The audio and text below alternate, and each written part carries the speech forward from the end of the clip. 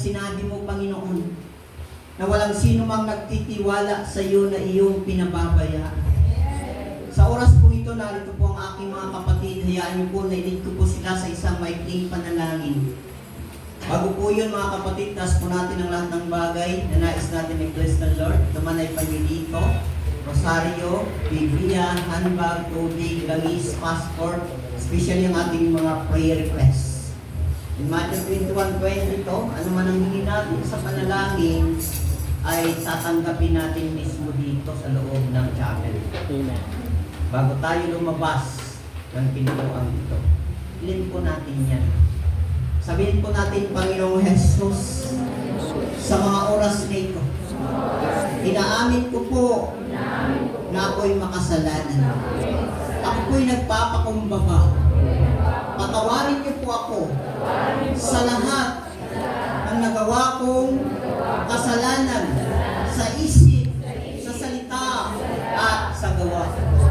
Pinisin niyo po ang aking puso, ang aking isipan, ang aking buong pagkatao ng iyong banal na dugo mula ulo hanggang talampakan.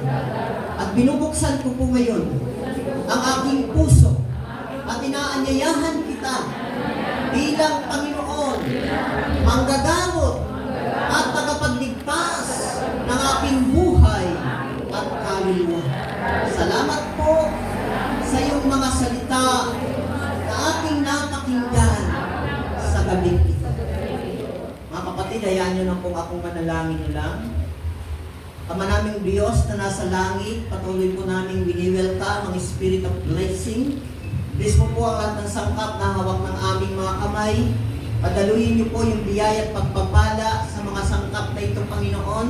Pagpalain mo po ang kanilang hanap buhay, ang kanilang negosyo, ang kanilang trabaho, ang kanilang tindahan, ang pinagkukunan nila ng kanilang ikinabubuhay. Ibalik mo ng usuntakal, siksik, digdig na nag-uumapaw na pagpapala. Ganon din po, Lord God, bini-welcome namin at patuloy na inaangkin ang pagpapalang ito, Panginoon. At bini-welcome din po namin ang Spirit of Healing at ginagamit po ngayon ang power and authority.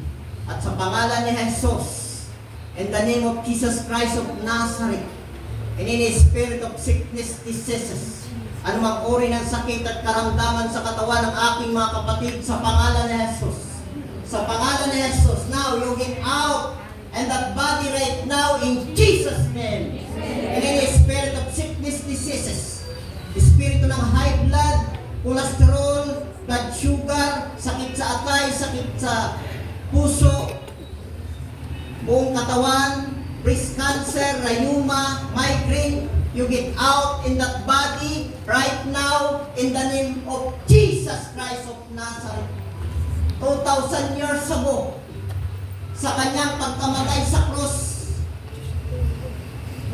ay inialay niya ang kanyang buhay. At tayo ngayon ay pinagaling ng dahil sa kanyang mga sugat.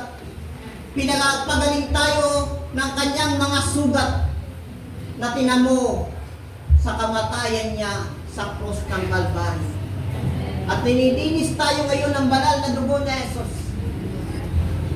At pinagagaling sa lahat ng uri ng sakit at karamdaman, lahat ng espiritu ng karamdaman na nabanggit. Wala kang karapatan sa katawan na yan because God's property right now in the name of Jesus. In the blood of Jesus Christ of Nazareth, you get out in that body right now. Sinisinyuhan ko ito ng banal na dugo ni Jesus. At inaangking ko ang ganap na kagalingan sa lahat ng uri ng sakit at karamdaman. Ganap na katugunan ng lahat ng aming pangangailangan sa gabi ito. Salamat, Panginoon, sa katugunan ito. Salamat din po sa kagalingan na aming naranasan. Saglit po natin ibaba ang lahat ng sangkap na hawak ng ating mga kamay. At sa huling pagkakataon po, dito po kayong inaanyang itaas ang ating mga kamay sa huling panalangin. Ama namin Diyos, maraming salamat po sa isang pagkakataon na kinatagpo mo kami sa gabi ito. Salamat din po sa aking mga kapatid na tumugon sa iyong panawagan. Sila po na nag-iwan ng kanilang mga tahanan upang ikaw ay katagpuin sa dakong lugar na ito.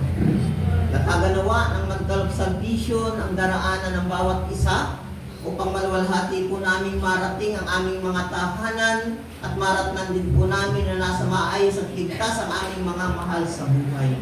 Tinataas ko din po, Lord, ang lahat ng mga workers, especially ang coordinator, assistant coordinator, secretary, treasurer, music kid, instrumentalist, choir, youth for Al Shaddai, dancing ministry, Panginoon, sa mga kabataang ito, Lord God, na patuloy mo silang proteksyonan, divine protection sa kanilang pag-aaral, Panginoon, at financial support sa kanilang mga magulang. Lord, nawa ang dalangin ko, Panginoon, ang mga batang ito'y maging malalim sa spiritual na relasyon sa iyo, Panginoon, sapagkat sa hinaharap, sila po ay iyong magiging instrumento. Lord, tinataas ko ang lahat ng narito, Panginoon, ang apat na sulok ng lugar na ito, maging sila, O Diyos, na inaabot ng tinig na ito, maging sila, O Diyos, na nasa banig ng karamdaman, sila, O Diyos, na punong-puno ng problema at suliranin sa kanilang buhay. Iunat mo ang kanyang mapagpalat, mapaghimalang kamay, at pagalingin din po sila, Panginoon. Ganun din po sa kanilang darating na anniversary, Panginoon. Lord, kayo po ang patuloy na mag-provide financial, Panginoon. At gumamit ka po ng instrumento na siyang dadaluyan ng pagpapala, dadaluyan ng mga ngaral ng iyong mga salita, at magpapagaling sa lahat ng uri ng sakit at karamdaman. Lord, salamat po sa iyo po ang kapurihan, karangalan, at sa makapangyarihang pangalan na Jesus, sa ngalan ng Ama, Anak, at ng Espiritu Santo. Amen. God bless you po. Isang mapagpalang gabi sa inyo.